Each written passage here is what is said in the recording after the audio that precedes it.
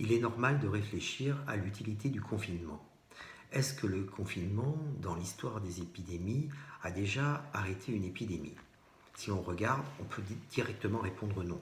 Depuis que les épidémies existent et qu'on les connaît, depuis le Moyen-Âge, le confinement a été une méthode pour essayer de se préserver lorsqu'arrivaient des grands fléaux épidémiques. À cette époque-là, on fermait les portes de la ville et puis on attendait en espérant que ça protégerait. Et puis un jour, le microbe arrivait à rentrer dans la ville et là, tout à coup, il y avait une explosion du nombre de cas à l'intérieur de la ville qui pouvaient être décimés. À l'époque moderne, pendant notre épidémie, celle qui nous intéresse de coronavirus actuel, on a vu une très bonne expérience de confinement de cette taille, on va dire, peut-être sur le porte-avions Charles de Gaulle, où avec plus de 1500 personnes à bord, je crois, qui était donc en mer pendant presque un mois et qui ne l'a pas protégé du développement de l'épidémie. Même au contraire, dans cet univers fermé et clos, avec un regroupement de nombre de personnes important, lorsque le microbe arrive à pénétrer à l'intérieur, il va trouver au contraire un terrain excessivement favorable à son développement et on va avoir une contamination massive de l'équipage. On a d'autres exemples, ceux des maisons de retraite par exemple, qui en soi constituent déjà une sorte de confinement. On s'aperçoit qu'il est très difficile de l'isoler totalement de l'extérieur et qu'au bout d'un moment, il finit très souvent par avoir une pénétration du microbe. Et si le microbe arrive à pénétrer à l'intérieur, c'est pareil, il va avoir un très grand nombre de malades.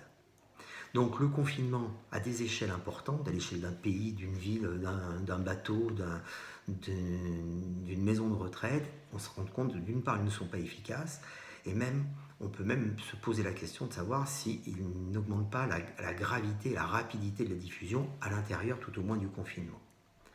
Actuellement, on a plutôt choisi pour un confinement familial, qui est le plus logique à l'échelle d'un foyer, mais on se retrouve face au même problème. Alors, ça n'a pas les mêmes conséquences, parce que quand le microbe qui a été pris à l'extérieur rentre dans le confinement, on va avoir 2, 3, 4, 5 personnes qui vont être malades en fonction de la taille de la famille.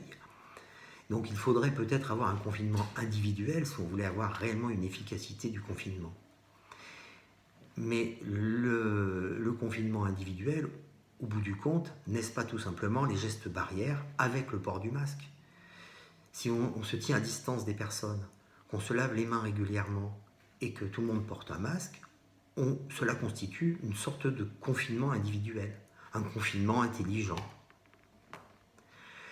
Et au moment du déconfinement, puisque ce confinement est d'une utilité modérée, on va dire, au moment du déconfinement, on va se poser la même question. Donc si on veut être efficace, il faut transposer et continuer ce confinement individuel qui est représenté par ces gestes barrières avec port de masque. Et puis limiter effectivement les lieux où, même avec des gestes barrières bien menés, on va avoir des difficultés à limiter la transmission de virus, que sont les grands rassemblements, comme les grands concerts, les boîtes de nuit, mais peut-être aussi les écoles et lieux d'enseignement, où là aussi il y a une grande concentration de personnes. Pour les entreprises, c'est beaucoup plus facile parce que les gens sont moins, on va dire, les uns sur les autres. Il faut seulement se poser la question des réfectoires, car effectivement, le réfectoire, les gens ne peuvent pas être masqués et il y a un confinement important, donc un risque de transmission important. Donc on peut penser qu'il ne vaut mieux éviter d'utiliser les réfectoires et choisir plutôt pour un travail en continu pour éviter d'avoir à s'alimenter sur le lieu de travail. Et pour terminer, je pense qu'il faut rappeler un fait, c'est que le microbe n'est pas seulement transmis dans la respiration, par les voies respiratoires, mais on le retrouve aussi dans les selles. Et donc, à la reprise de l'activité, il va falloir prendre un certain nombre de précautions au niveau des toilettes collectives. Y aller avec un masque, parce qu'il peut y avoir des pulvérisations de particules virales dans l'air. Et puis évidemment, avoir une hygiène parfaite des lieux et une hygiène des mains et limiter l'usage le plus possible des toilettes collectives.